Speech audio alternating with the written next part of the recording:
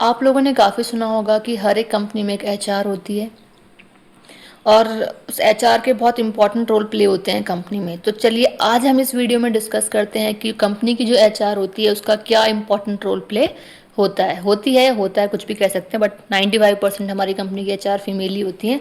तो चलिए डिस्कस करते हैं कि तो हमारी कंपनी की एचआर जो मैनेजर है उनका क्या रोल प्ले है कंपनी के लिए, या क्या रिस्पॉन्सिबिलिटीज़ हैं। First point is plans manpower requirements of the organization. ये हमारे ऑर्गेनाइजेशन में जो मैन पावर्स के रिक्वायरमेंट्स हैं उनको लेकर के प्लानिंग हमारी कंपनी की एचआर मैनेजर ही करती है।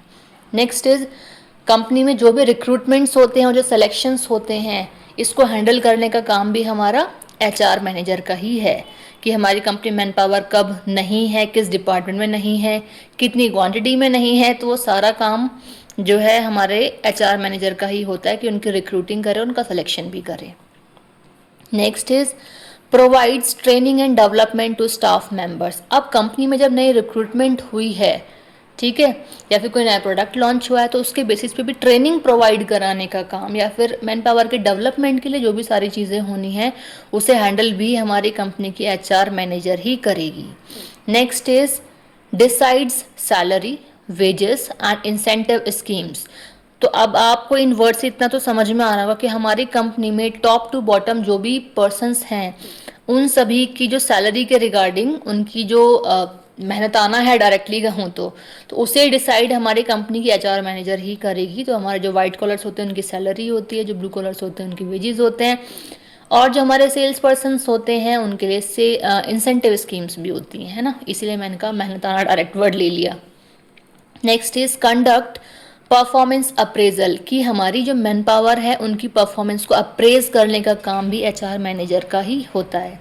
Next is handles employees welfare and motivation, कि एम्प्लॉय के वेलफेयर के लिए भी एचआर मैनेजर को ही सोचना है, एज वेल एज एम्प्लॉय को मोटिवेट कब करना है, कैसे करना है, किन कंडीशंस के साथ करना है, इस चीज़ को हैंडल भी हमारी कंपनी की एचआर मैनेजर को करना है।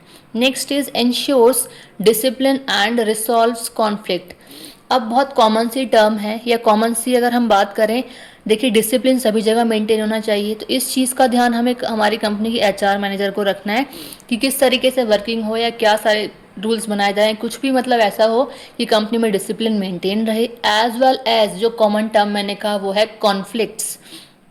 हर एक कंपनी में कॉन्फ्लिक्ट्स अराइज होते हैं, बट इस चीज़ को हैंडल कंपनी की एचआर मैनेजर को करना है कि कॉन्फ्लिक्ट्स अगर क्रिएट हो रहे हैं तो उसे सॉल्व या फिर रिसॉल्व किस तरह करना है और कौन करेगा। Next is maintains HR records and documentation.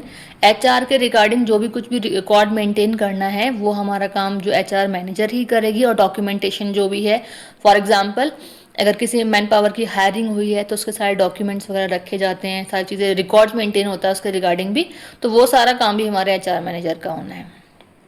Next point is helps in achieving organizational goals, कि ऑर्गेनाइजेशन के गोल को अचीव करने में भी बहुत इंपॉर्टेंट रोल प्ले होता है हमारे एचआर मैनेजर का। नेक्स्ट और the last point is improves employee productivity and morale.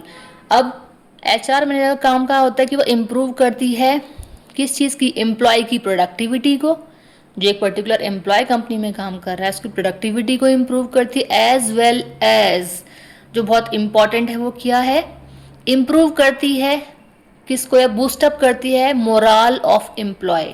जब तक एक एम्प्लॉय का मोराल इम्प्रूव मतलब जो हमारी कंपनी का एम्प्लॉय है वो मोराल बूस्टअप नहीं होगा तब तक वो एक पॉजिटिव थिंकर होकर के कंपनी में काम को नहीं कर पाएगा। तो ये भी बहुत इंपॉर्टेंट पॉइंट है हमारा।